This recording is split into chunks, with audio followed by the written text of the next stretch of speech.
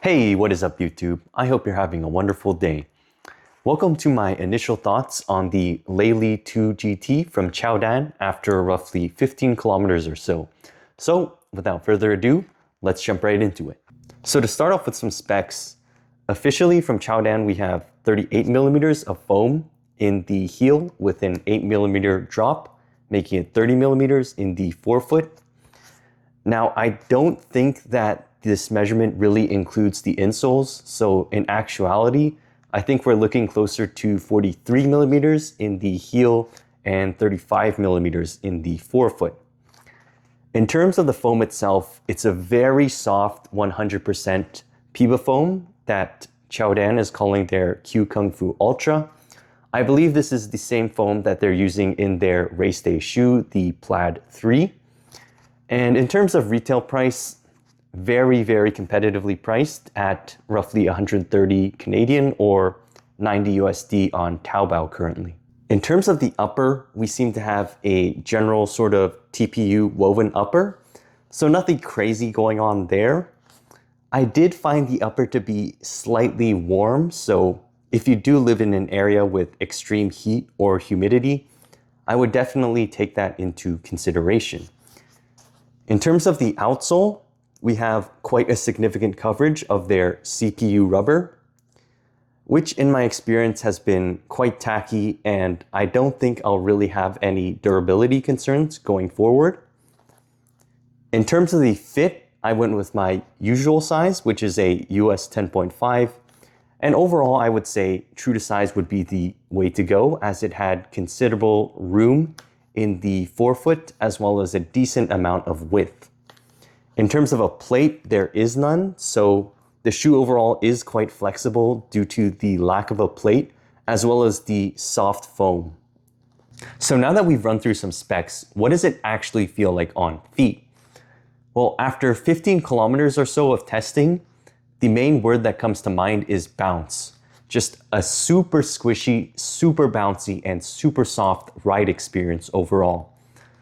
I will say though that despite this positive ride experience that I had, I do wish that the geometry was just a little bit more aggressive. I don't know if you can tell or not, but the geometry is a little blocky and a little bit bulky at times. You don't really get that smooth rolling sensation that you would get out of something like the Dynafish Xiaonian. The ride of this shoe is mainly derived from the amazing foam and amazing bounce that it provides.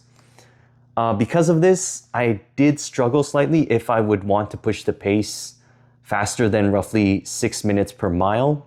But anything slower than that, this shoe is just a very good experience overall. Now, before we end the video, I guess I'll jump into a couple of quick comparisons. The first one being the Dynafish Xiaonian.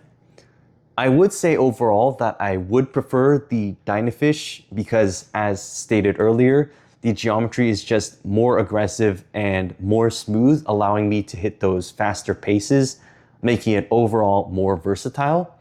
That being said though, if you're looking for max stack, max bounce, and the softest possible experience, I think the Leili GT2 would be a solid option. The next shoe that really comes to mind is the ASICS Superblast 3. Both being sort of that max stack, soft, bouncy ride. I would say that I do probably prefer the Leili GT2 just because it's overall lighter, and I do think the cushioning provides a bit more bounce and feedback. That being said though, the ASICS Superblast 3 is probably better in terms of the geometry and upper, but overall I think the Leili GT2 is hard to beat in terms of value, coming in at roughly 130 Canadian or 90 USD, which is less than half the price of the Superblast 3. The last comparison that would come to mind would be the regular Leili 2 from Qiaodan. Overall, I would say the Leili 2 GT is upgraded with regards to the cushioning, providing just a little bit more bounce and energy return. That being said though, I think I do prefer the upper of the regular Leili 2 as well as the general geometry.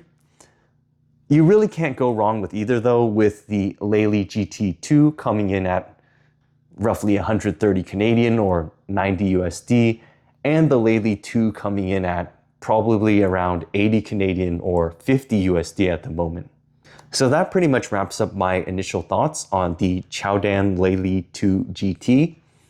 I'll definitely be posting an update down the line, so stay tuned for that. Like and subscribe, and I'll see you on the next one.